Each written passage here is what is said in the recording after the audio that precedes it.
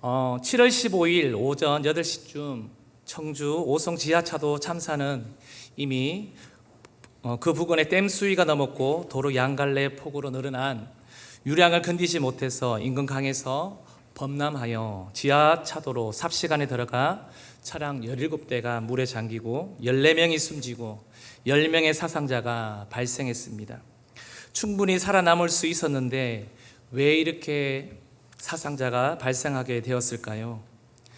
참사 발생 전 위험에 대해 여러 각 부처에서 상황을 신고받고도 적절한 조치를 하지 않았기 때문에 그때를 놓치니 순식간에 일이 발생하게 된 것입니다. 깨어서 신속하게 조치를 취하지 않았기 때문에 그렇습니다. 이와 반대로 군산에도 같은 기간에 엄청난 물난리가 났지만 사망자는 한 명도 나지 않았다고 말하고 있습니다. 왜일까요? 관련 부처에서 집중호우가 시작되자 전 직원 비상근무에 돌입을 했다고 합니다. 산사태 지역, 하천 등 미리 살펴보고 피해 발생 우려 지역 주민들에게 긴급 사전 대피를 권고를 했기 때문에 그렇습니다. 깨어서 잘 파악하고 대처를 신속하게 하였기 때문에 그렇습니다. 세상에서도 누군가가 자느냐 깨어 있느냐에 따라 무고한 생명을 살릴 수도 앗아갈 수도 있음을 우리는 보게 된 사건들입니다. 오늘 본문은 끝을 살아내는 종말론적 신앙을 말하고 있는데요. 믿음의 선한 끝이 있음을 늘 기억하는 신앙인입니다. 주님께서 종말론적 태도를 사는 법에 대해 말씀하시면서 세상에 빠져 사는 삶이 아니라 준비하는 신앙인이 되기를 말하고 있습니다. 그렇다면 우리가 마지막 때를 사는 방법, 그 첫 번째는요, 바로 징조의 분별입니다. 조금 전에 읽었는데요, 마가복음 13장 28절에서 29절 말씀을 다시 한번 읽도록 하겠습니다. 무화과 나무의 비유를 배우라. 그 가지가 연하여 지고 잎사귀를 내면 여름이 가까운 줄 아나니 이와 같이 너희가 이런 일이 일어나는 것을 보거든 인자가 가까이 곧 문 앞에 이른 줄 알라. 무화과 나무의 비유를 배우라. 주님은 배우라고 말하고 있습니다. 이 시대는 우리가 아는 것이 너무나 많습니다. 그런데 아는 것에 비해 열심히 교회를 다니는 것 같은데 아무런 관계의 변화도 없고 내 삶에 성령의 열매도 없다면 이것은 심각한 것입니다. 바로 유대교가 그랬다는 것입니다. 그들은 누구보다 더 열심이었습니다. 문제는 그 열심이 잘못되었다는 것이 아니라 그 내용이 없는 본질이 빠진 신앙, 그 모습을 예수님이 말하고 있었기 때문에 그렇습니다. 그러면서 무화과 나무 비유를 말씀하고 있습니다. 가지가 연하여지고 잎사귀를 내면 여름이 가까이 오는 것을 아는 것처럼 바로 해와 달, 별 떨어지는 것, 이러한 사건들을 보면 종말의 사건이 가까이 왔음을 너희들도 깨달으라고 말하고 있습니다.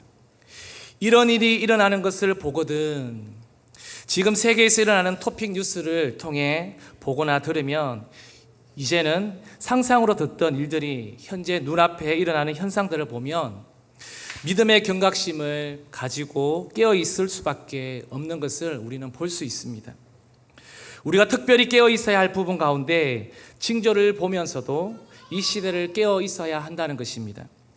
30절에 보면요, 내가 진실로 너희에게 말하노니 이 세대가 지나가기 전에 이 일이 다 일어나리라 말씀합니다. 사실 이 구절은요, 난해한 성경 구절입니다. 이 세대가 지나가기 전에 이것은 종말이 일어날 것이라고 말하는 것과도 같습니다. 이 해석은 크게 학자들이 두 가지로 이렇게 볼 수가 있는데요. AD 70년대에 바로 로마 군대가 예루살렘을 침공해서 성전 전체를 허물어버리는 사건으로 하나를 볼 수가 있습니다. 또 하나는 긴 시간적인 안목으로 봐서는 인류의 종말, 바로 마지막 때를 말하기도 합니다. 또한 세대가 지나가기 전에 이 일이 일어난다고 할 때 해석이 잘 되지가 않습니다. 우리는 보통 한 세대를 30년 정도로 보는데요. 그래서 이 세대에 대한 해석은 베드로가 말했던 것 같이 주님께서 말한 시간과 우리의 시간이 조금 맞지 않음을 우리는 감안해야 합니다. 그래서 단순히 10년, 20년을 두고 말한 것은 아니라고 봅니다. 종말에 관련된 사건은 예수님 당시나 지금이나 가장 오해가 많이 불러일으키고 있다는 이야기입니다. 이런 혼란을 막기 위해서 32절에는 이렇게 말씀하고 있습니다. 그러나 그 날과 그때는 아무도 모르나니 하늘에 있는 천사들도 아들도 모르고 아버지만 아시느니라. 그런데 이단들이 종말을 가지고 가장 혼란을 일으킵니다. 미혹하고 현혹시킵니다. 재림에 대해서 오래되었지만 아마 여기에 나이가 40을 넘으신 분들은 아마 다 아실 것입니다. 1992년 10월 28일 다미 선교회의 사건을 아실 것입니다. 주님이 재림하신다는 것. 벌써 31년 전의 사건입니다. 계산해 보니까 제가 중1 때였습니다.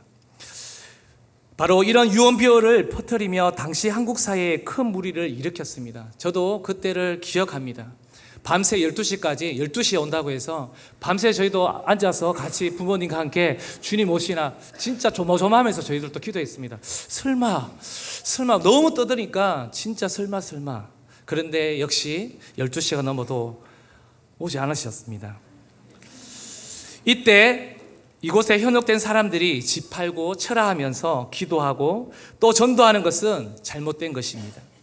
자기들이 주님 오신다는 것을 안다고 하는 것을 거짓 미혹한 것입니다. 그로 인해 신앙과 생활이 파괴되어 버립니다.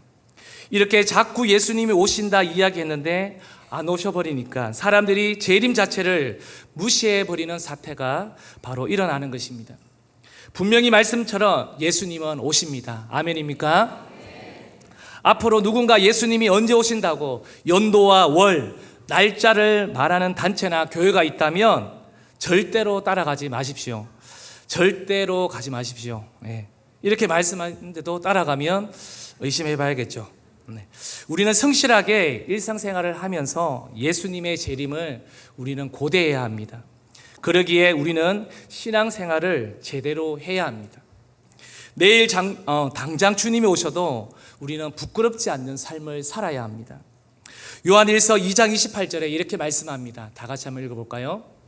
자녀들아 이제 그 안에 거하라. 이는 주께서 나타내신 바 되면 그가 강림하실 때에 우리로 담대함을 얻어 그 앞에서 부끄럽지 않게 하려 함이라.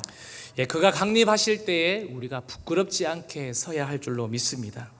마지막 때를 사는 두 번째는요, 바로 깨어 있으라 말씀하십니다. 예수님께서는 예루살렘 동쪽 갈람산 위에서 예루살렘 성전을 내려다보시면서 깨어 있으라를 반복하십니다. 13장 33절에 보면요, 주의하라 깨어 있으라. 35절에 보면 또 그러므로 깨어 있으라. 37절에 보면 또 깨어 있으라. 모두 깨어 있으라고 말씀하고 있습니다. 깨어 있다는 말씀이 무슨 뜻일까요? 바로 잠자는 것과 대비되는 것입니다. 잠을 자지 말고 위기 때를 위해 영적 긴장감을 늦추지 말라는 말과 같습니다. 언제 오시더라도 주님을 맞이할 준비가 우리는 되어 있어야 합니다. 오늘 밤이라도 오셔도 괜찮으십니까? 괜찮으십니까? 우리 성도님들은 다 괜찮은 것 같습니다. 이것이 종말론적인 태도입니다. 임박한 종말을 자각하며 살라는 것입니다. 하나님의 나라를 사모하는 사람은 내가 밟는 땅을 언제 떠나더라도 떠날 준비가 되어 있어라 하는 것입니다.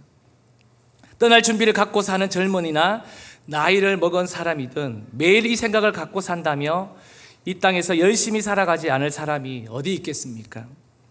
떠날 것이 준비된 사람이 여기 익숙한 것을 붙들고 기득권을 만들려고 하지 않습니다. 신앙인에 있어 가장 큰 적은 바로 기득권입니다. 내가 이 교회에서 가장 오래된 사람인데 이 교회가 내 것처럼 여긴다든지 이것이 무서운 것입니다. 그런데 내일이라도 떠날 수 있는 사람이라 생각되는 사람은 항상 생각과 마음을 열어놓고 살아가게 되는 사람입니다. 우리는 정말 사랑하게 되면 집착하지 않습니다. 사랑하면 그 사람을 떠날 준비가 되어 있는 것입니다. 그래서 성숙한 부모는 사랑하는 자녀를 부모로부터 떠나보낼 수가 있는 것입니다. 결혼하면 서운하지만 자녀를 떠나보내야 합니다. 늘 곁에 두고자 하는 것은 어쩌면 우리의 욕심일 수 있습니다. 방황은 끝이 있지만 여정은 끝이 없습니다. 여행의 끝이 있다는 것은 돌아가는 목적지가 있다는 것이겠죠. 돌아갈 새하늘과 새 땅이 있다는 것은 우리에게 얼마나 큰 소망인지 모릅니다. 예수님께서 제자들에게 깨어 있으라는 말씀은 영적으로, 정신적으로, 도덕적으로 깨어 있으라는 말씀과도 같습니다. 31절에도 이렇게 말씀하십니다. 천지는 없어지겠으나 내 말은 없어지지 아니하리라. 예수님은 종말을 이야기하면서 노아 시대를 언급하십니다. 그러나 그들은 하나님의 말씀을 가볍게 여기시오. 그것이 무엇입니까? 하나님이 노아에게 물로 세상을 심판할 거니 방주를 지어라 명령하시면서 하나님의 심판을 주변 사람들에게 경고하라고 메시지를 전했습니다. 노아는 방주를 지으면서 주변 사람들에게 경고하였지만 그들은 그 경고에 귀를 기울이지도 듣지도 않습니다. 그리고 사람들은 장가가고 시집가며 세상을 취하며 하나님의 말씀을 무시하며 듣지 않았던 잘못을 범했습니다. 결국은 물로 모두 죽게 되었습니다. 또한 소돔 고모라 사건도 마찬가지입니다. 천사가 와서 어인 롯에게 이곳을 피하라고 경고를 했습니다. 유황과 불로 비처럼 심판하신다고. 이 소돔성은 멸망한다고 말이죠. 그래서 자기 딸과 결혼한 사위들에게 이 성이 멸망할 테니 피하라고 말했지만 그 사위될 사람들이 그 말을 농담처럼 여겼다고 말합니다. 지금 또 이 땅에 분명히 예수님이 재림한다고 말해도 이것을 농담처럼 여기는 사람들이 있다는 것입니다. 결국 롯과 두 딸을 제외하고는 그 성 안에 모두 멸망하고 말았다는 것입니다. 왜 그렇게 멸망당했을까요? 결국 깨어있지 않았기 때문에 그렇습니다. 우리가 영적으로 도덕적으로 깨어있다는 것은 바로 세상에 대해서 깨어있다는 것입니다. 그런데 여기에서 세상은 하나님과 반대되는 생각을 가진 사람들입니다. 우리는 세상에 잠을 취하면 안 됩니다. 누가복음 21장 34절에 보면 우리 다 같이 한번 읽어볼까요? 너희는 스스로 조심하라. 그렇지 않으면 방탕함과 술 취함과 생활의 염려로 마음이 둔하여지고 뜻밖의 그날이 덕과 같이 너희에게 임하리라. 스스로 조심하라고 말합니다. 뜻밖의 그날이 덕과 같이 우리에게 걸릴 그날이 온다는 것입니다. 세상의 세속의 잠이 뭘까요? 세속의 욕심을 부리는 것을 말합니다. 이 욕심이 이루어졌을 때 바로 방탕함이 생겨나는 것입니다. 마음대로 재짓고 살아가는 쾌락에 빠져 있는 것을 말합니다. 내가 하는 일이 잘 되면 자기 자랑, 자식 자랑, 사업 자랑하는 것을 말하고 있는 것이지요. 그렇다면 하나님은 이스라엘 백성에게 적당히 타협하지 않도록 어떻게 명령하셨나요? 35절에 또 이렇게 말씀합니다. 읽어볼까요? 그러므로 깨어 있으라. 집 주인이 언제 올는지, 혹 저물 때 일는지, 밤중 일는지, 다굴 때 일는지, 새벽 일는지 너희가 알지 못함이라. 하나님께서는 이 땅에 살아가며 각각 맡겨진 미션을 우리들에게 주셨습니다. 이 땅에 살아가며 어떤 것을 나에게 무엇을 맡겼는지 우리는 발견해야 합니다. 분명히 목적 없이 이 땅에 보내진 사람은 한 사람도 없습니다. 하나님이 맡기신 일이라면 갈등이 없을 것입니다. 그런데 사람이 시키는 것이다 생각하니 그 일이 짜증나고 불평 갈등이 생겨나는 것입니다. 사람도 마찬가지입니다. 하나님이 내게 맡겨주신 사람이다 이렇게 생각하면 그러면 짜증나지 않습니다. 깨어있다는 것은 지금 내가 하는 일에 성실하게 하라는 것입니다. 주인이 있을 때나 없을 때나 한결같이 하라는 말씀입니다. 우리 학생들도 마찬가지입니다. 지금 방학을 보내고 있습니다. 한결같이 학교에 있을 때나 지금 방학을 해서 집에 있을 때에도 한결같이 성실하게 보내라고 말씀하는 것과도 같습니다. 그리고 변함없는 성품을 우리 모두가 가졌으면 합니다. 지옥의 길은 완만하다고 C.S. 루이스가 말했습니다. 도로에 어느 정도 커브가 있으면 안 좋을 텐데 완만한 길은 졸게 만들고 긴장을 늦추게 만든다 말합니다. 그러다 갑자기 절벽을 만나는데 그것이 지옥을 만나게 되는 것이라고 표현하고 있습니다. 그래서 지옥으로 가는 길과 문은 너무 편해 보입니다. 그러기에 우리 성도님들이 어느 길에 굴곡이 있거나 그리고 살아가면서 깊은 수렁과 웅덩이가 있다 할지라도 그것을 두려워하지 마시기를 바랍니다. 그것이 바로 우리들을 깨어있게 하는 원동력이 된다는 것을 믿으시기를 바랍니다. 깨어있으면 하루도 같은 것이 없습니다. 학생들 같으면 학교에서 보내는 시간이 많이 있습니다. 똑같은 장소에서 똑같은 사람을 보지만 그 사람을 관찰하고 수업에 임하는 태도를 보면 하루가 똑같은 것이 없습니다. 지루할 수가 없다는 것입니다. 가정도 직장도 새로운 것을 찾고 발견하여 깨어있는 우리 모든 신앙인들이 되시기를 소망합니다. 마지막 때를 사는 방법 셋째는요, 깨트려라 하는 것입니다. 마가복음 13장 36절에 보면요, 그가 홀련히 와서 너희가 자는 것을 보지 않도록 하라 말씀하십니다. 이 말씀은 뭐냐면 주인이 타국을 떠나면서 종들에게 그날을 주면서 맡긴 그 미션을 다 완수하라고 명령을 하고 떠나게 됩니다. 그러면서 집주인이 언제 올렸는지 알 수 없기에 깨어서 그 일을 아낌없이 순종하며 성실하게 살아가야 하는데 그 자는 것을 주인에게 보이지 않도록 하라는 것입니다. 이 구절을 보면서 이스라엘 백성에게 가나안 땅에 들어가서 해야 할 미션을 함께 연결해 보았습니다. 민수기 33장 51절에서 52절의 말씀을 보면요, 우리 다 같이 한번 읽어볼까요? 이스라엘 자손에게 말하여 그들에게 이르라 너희가 요단강을 건너 가나안 땅에 들어가거든 그 땅의 원주민을 너희 앞에서 다 몰아내고 그 새긴 석상과 부어 만든 우상을 다 깨뜨리며 산당을 다 헐고. 하나님이 모세에게 명령하시죠. 너희들이 나중에 그 가나안 땅으로 들어가면, 백성들이 들어가면 어떻게 해요? 거기에 있는 원주민을 너희 앞에서 다 몰아내고 그 새긴 석상과 부어 만든 우상을 다 깨뜨리라고 말씀하고 있습니다. 이미 하나님은 우리의 관심이 어디에 있는지 다 알고 계신다는 것입니다. 돈, 인기, 이념, 명예, 우상, 쾌락이 우리 가운데 있다는 것을 너무나 잘 아십니다. 그러나 그것을 해파시키는 것, 하나님보다 귀하게 여기는 것을 깨트려야 한다고 말씀합니다. 오랫동안 예수 믿으면서도 힘든 것이 무엇인지 아십니까? 남겨둔 죄악 때문에 힘든 것입니다.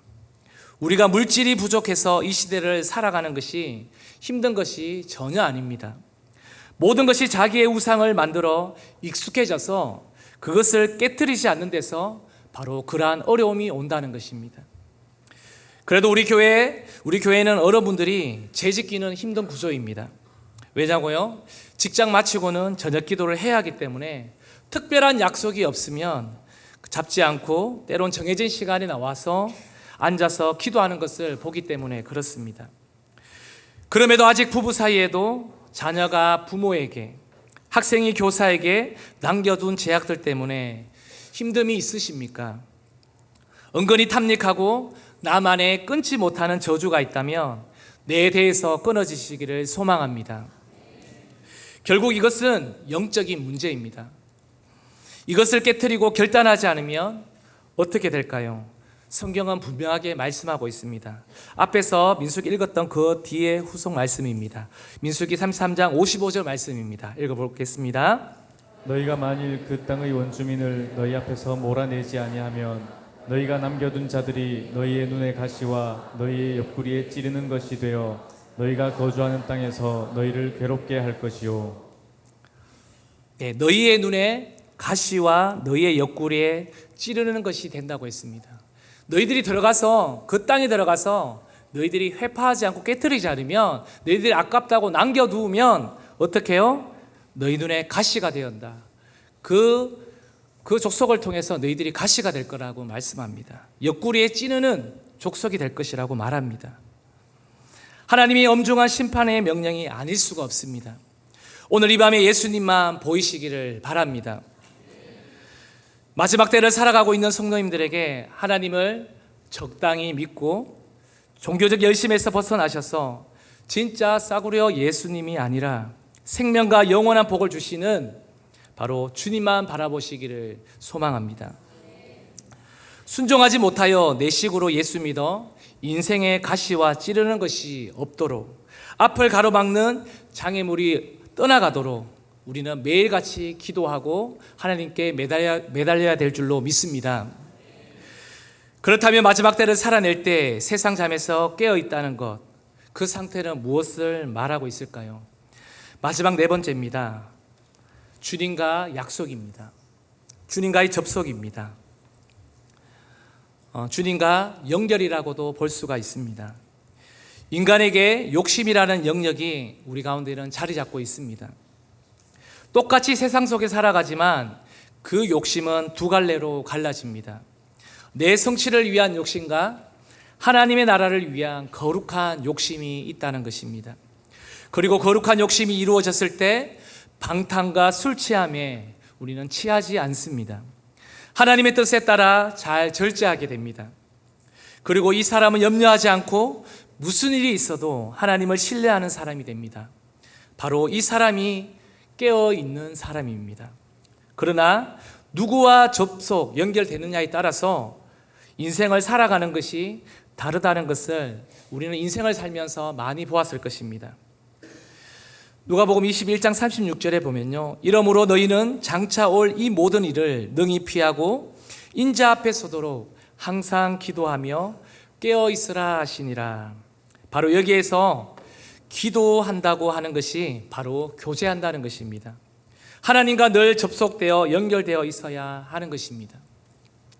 우리가 신앙생활을 하면서 주님과 교제를 통해 기도하고 말씀을 보지만 때로 나의 일상 삶에는 주님이 관여하지 않는 것처럼 느껴질 때가 있지는 않습니까? 그래서 하나님과의 거리가 먼 것 같이 느낌이 들 때도 있습니다. 그래서 우리는 우리의 잣대로 하나님을 판단하고 이해할 때가 많이 있습니다. 바로 하나님의 방법과 나의 방법이 다르다는 것입니다. 데살로니가전서 5장 1절에 이렇게 말씀합니다. 한번 읽어볼까요? 형제들아, 때와 시기에 관하여서는 너희에게 쓸 것이 없음은. 여기서 때라는 것은요, 헬라어로 크로노스라고 말합니다. 시기는 카이로스라고 말합니다. 크로노스는요, 일정하게 정해진 시간의 개념으로 누구에게나 공평하게 주어지는 보이는 물리적인 세계를 말합니다. 카이로스는 하나님의 시간표를 말합니다. 즉 하나님의 능력이 나타나는 영적 세계, 보이지 않는 세계를 말합니다. 우리의 인생은 똑같은 시간을 살아가는데 하나님의 시간표를 바라보며 파도 타기를 하며 살아가는지, 아니면 그냥 좋은 직장, 좋은 학교, 좋은 사람, 좋은 자식, 그냥 흘러가는 일정한 시간을 그냥 보내고 있는지, 그것을 우리는 물으시기를 바랍니다. 우리 중 어느 누군가가 은밀히 숨겨놓고 부정부패로 살았다고 봅시다. 그런데 아무도 모릅니다. 아무도 본 사람이 없습니다. 잘 숨겨두었습니다. 그런데 언젠가 그것이 드러날 때가 있습니다. 그것이 바로 카이로스의 시간입니다. 우리 교회에서 많이 하는 목사님께서 말씀하시는 들키는 것이 은혜라고 하는 것이 들어보셨죠? 어쩌면 이것이 카이로스의 시간입니다. 계속 내가 숨겨놨다고 해서 좋은 것이 아니라 그것이 밝히 드러나는 것이 하나님의 시간표 가운데서 카이로스의 시간입니다.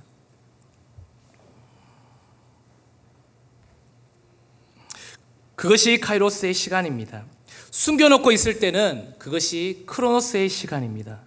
바로 카이로스는 어느 날 갑자기 돌발적으로 일어나는 것이 아니라 하나님의 마음을 사로잡는 순간, 하나님이 나를 알아주시는 그 시간 위에 임하시는 것입니다. 이것이 바로 카이로스의 시간입니다. 데살로니가전서 5장 3절도 한번 읽어볼까요? 그들이 평안하다 안전하다 할 그때에 임신한 여자에게 해산의 고통이 이름과 같이 멸망이 갑자기 그들에게 이르리니 결코 피하지 못하리라. 평안하다, 행복하다, 흘러가는 그 시간 속에 절대로 흘러보내서는 안 될 카이로스가 있습니다. 그게 가장 대표적인 것이 무엇일까요? 바로 예수님의 재림입니다. 예수님의 다시 오심입니다. 주님 다시 오시는 것에 절대로 우리는 놓쳐서는 안 됩니다. 정말 이 세상에 조금만 한눈 팔면 헤어나오지를 못합니다. 뭘 구입하려고 인터넷 쇼핑에 들어가서 마음에 드는 것을 선택하려면 우리는 많은 시간을 투자해야 합니다. 또 막상 구입하면 더 좋은 것이 하루가 다르게 쏟아져 또 나오게 됩니다. 음식도 여행도 문화도 시스템도 따라가다 보니 무엇을 쫓아가는지 성도의 진정한 본질 그조차도 잊어버리게 됩니다. 우리가 이 시대 바벨론 문화에 깨어있지 못하면 푹 빠져 흘러보내는 크로노스의 시간으로 영원히 빠져 헤어나오지 못할 것입니다. 우리가 보통 내일 비가 온다는 것을 어떻게 아십니까? 우리 어른들 한 번씩 말씀하시죠. 물론 스마트폰이 알려줍니다. 내일 어떤지 천둥이 치는지 비가 오는지 알려줍니다. 그러나 우리가 민간요법으로 어떻게 알죠? 우리 몸에서 반응이 일어나죠. 무릎이 시큰하다, 제비가 낮게 난다, 또 저녁 노을이 고우면 날씨가 맑다 등등 이런 오랜 경험을 통해서 우리는 알 수가 있습니다.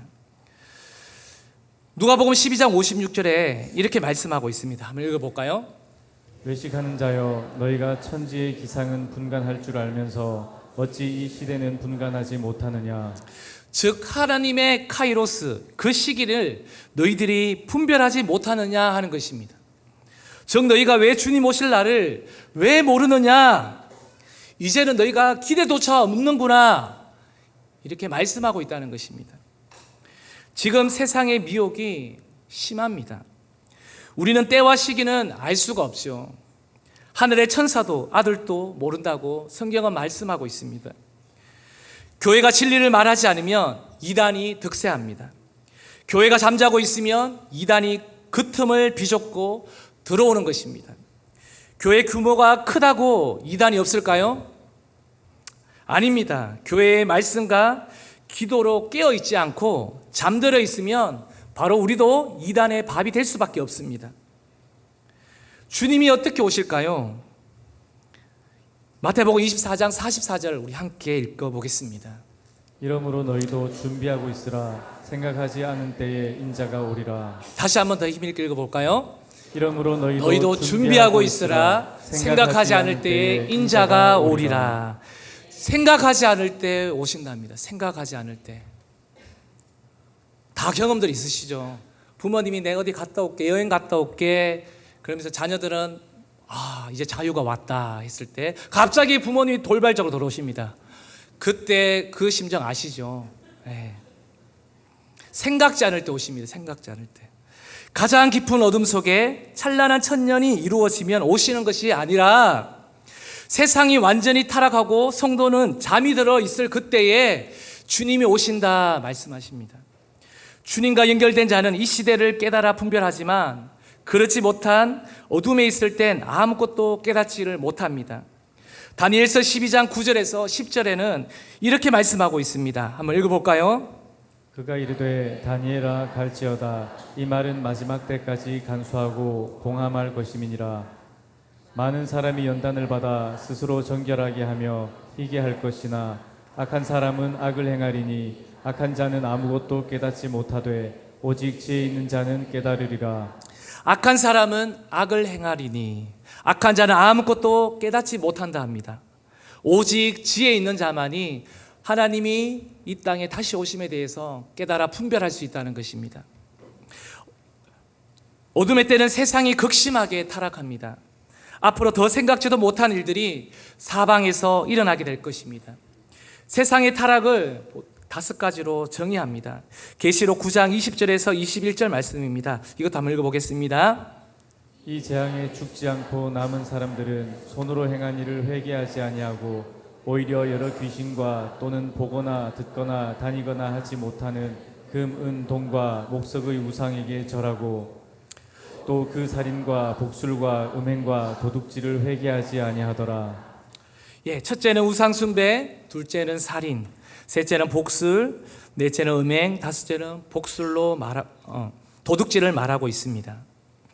우상숭배, 자기 성취, 자기 만족을 위한 덕이 된다면 더 많은 몰렉을 우리는 섬기게 될 것입니다. 사람을 죽이는데 살인하지 않는 것처럼 죽인다는 것입니다. 복술, 즉 점을 보는데 귀신을 초청합니다. 거부감 없이 귀신을 초청하는 문화가 앞으로 갈수록 더 일어나게 될 것이라는 것입니다. 음란한데 음란이 아닌 것처럼 이 정도는 괜찮겠지 하면서 우리 가운데, 우리의 일상 속 가운데, 우리 자녀들 가운데 들어온다는 것입니다. 도둑질도 마찬가지입니다. 죄가 아닌 것처럼 우리 가운데 포장하게 될 것입니다. 이때 성도는 어떻게 해야 할까요? 마태복음 25장에 보면 우리가 너무 잘 아는 열처녀 비유를 아실 것입니다. 신랑을 맞이하기 위해 5 처녀는 기름 등불을 준비합니다. 그러나 5 처녀는 어떻게 해요? 잠자고 있습니다. 50%입니다. 50%. 깨어있는 성도가 되시기를 바랍니다. 세상이 이렇다 저렇다 해도 미혹되지 마십시오. 분명 말씀대로 준비된 자는 알곡으로 남게 하실 것입니다.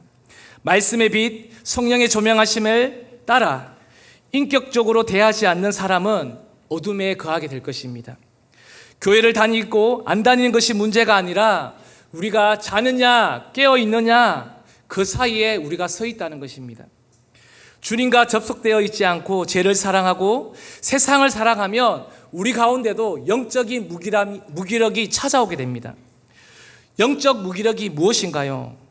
우리는 기도해야 된다는 걸 압니다. 말씀 봐야 한다는 것을 압니다. 그런데 바쁘네, 시간이 없네 하는 것이 바로 영적인 무기력입니다.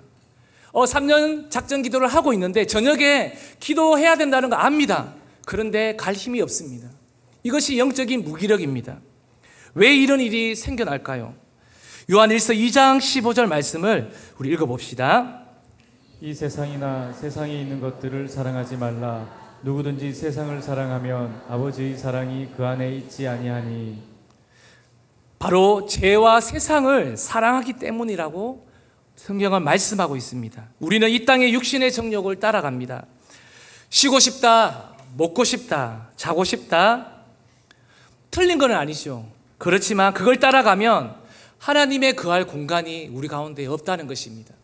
하나님의 거할 공간이 있어야 되는데 그렇지 못하다는 것입니다. 이생의 자랑, 복권했는데 내 통장에 그에게 돈이 들어왔네. 이런 것에 우리가 만족할 수 없다는 것입니다.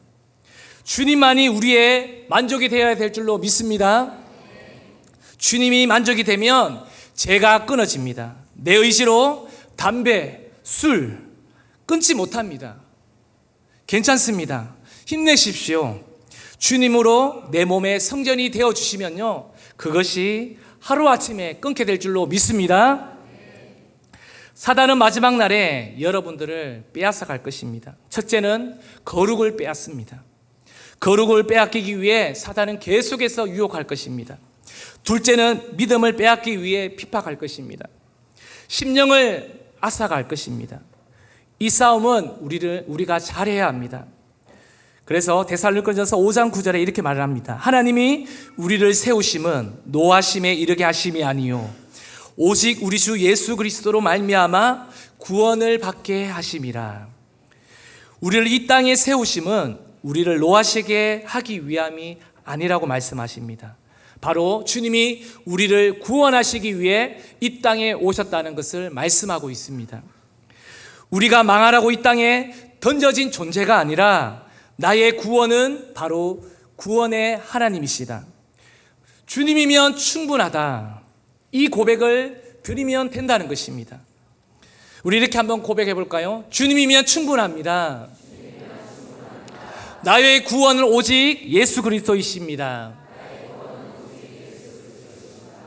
말씀을 정리하겠습니다. 그러면 우리는 어떻게 주님을 기다리며 마지막 때에 깨어 있을 수 있을까요? 데살로니가전서 5장 11절에 말씀합니다. 우리 함께 읽어보겠습니다. 그러므로 피차 권면하고 서로 덕을 세우기를 너희가 하는 것 같이 하라. 한 사람이 넘어지면 곁에서 같이 붙들고 세워주시기를 바랍니다. 마지막 유혹과 핍박을 혼자 이길 수 있을까요? 혼자 이기지 못합니다. 앞으로는 더욱더 그렇습니다. 내 혼자 신앙 힘듭니다. 그래서 우리 목사님이, 담임 목사님 늘 강조하는 게 교회론을 이렇게 강조하는 겁니다. 내 홀로 설 수가 없는 것입니다. 교회 안에서, 바로 목장 안에서, 모든 부서 안에서 우리가 함께 힘을 모아서 갈 때에 어떻게 해요? 그 안에서 두 사람이면 능히 서고 삼겹줄은 그 누구도 끊을 수 없다는 것입니다. 아멘입니까? 데살로니가전서 5장 12절 13절 말씀입니다. 말씀은 많이 읽지만 한번 읽어보겠습니다. 형제들아 우리가 너희에게 구하노니 너희 가운데서 수고하고 주 안에서 너희를 다스리며 권하는 자들을 너희가 알고 그들의 역사로 말미암아 사랑 안에서 가장 귀히 여기며 너희끼리 화목하라. 예, 바울 사도가 데살로니가 교회를 향해서 말하고 있습니다. 너희 가운데 수고하고, 이 말을 보면요, 원어를 보면 잠자지 못하여 피폐하다는 이런 말이 있습니다. 결국 리더를 향해 말하는 것인데, 리더가 늘 잠을 자지 못해서 힘들어할 때 그것을 욕하고 왜 저렇게 살아 하는 것이 아니라 그 수고를 봐주라는 것입니다. 얼마나 수고하고 희생을 하는 거예요. 어떻게 이렇게 달려갈 수 있는지를 보고 그를 위해서 기도하라는 것입니다. 바로 우리 대형교회를 이끌고 가시는 담임 목사님 위해서 더 기도해 주시기를 바랍니다. 정말 수고하고 리더가 앞에서 끌어갈 때 우리는 기도해 줘야 된다는 것입니다. 더 힘을 낼 수 있도록. 앞으로 또 담임 목사님의 그 사역들이 점점 크게 사역이 넓혀지고 있습니다. 근데 우리가 기도하지 않으면 아무런 역사도 일어나지 않습니다. 홀로 할 수 있는 것이 아닙니다. 같이 기도할 때 이 능력이 나타날 줄로 믿습니다. 또한 리더십에게는 충성을 주님이 요구를 원하고 있다는 것입니다. 함께 밑에서 같이 하는 그들에게는 순종과 사랑입니다. 이렇게 한몸 되어 가정과 교회가 화목하시기를 축복합니다. 마지막 때 살아가는 방법은요, 오늘 4가지를 말씀드렸습니다. 징조를 분별해야 합니다. 그리고 깨어 있으라고 말씀하십니다. 우리 가운데의 제약들, 우리가 여전히 아직까지 움켜잡고 있는 그 제약을 깨트려야 합니다. 그리고 항상 주님과 접속되어서 살아감으로 인해 주님의 오심을 기쁨으로 경배하시는, 그래서 주님을 맞이하시는 우리 모든 믿음의 성도님들이 되시기를 축복합니다. 그러면서 우리 요한계시록 22장 11절에서 13절 말씀을요, 우리가 진짜 한번 선포하시면서요, 이게 마지막 우리 믿음의 성도님들이 주님을 기다리는 마지막 신부의 모습입니다. 우리가 이 간절한 마음으로 이 11절에서 13절 말씀을 함께 큰 목소리로 읽어보도록 하겠습니다. 찬양팀들 앞으로 나와주시기 바랍니다. 같이 읽겠습니다. 불의를 행하는 자는 그대로 불의를 행하고 더러운 자는 그대로 더럽고 의로운 자는 그대로 의를 행하고 거룩한 자는 그대로 거룩하게 하라. 보라, 내가 속히 오리니 내가 줄 상이 내게 있어 각 사람에게 그 행한 대로 갚아주리라. 나는 알파요 오메가요 처음과 마지막이요 시작과 마침이라. 우리 함께 오늘 이 말씀을 기억하면서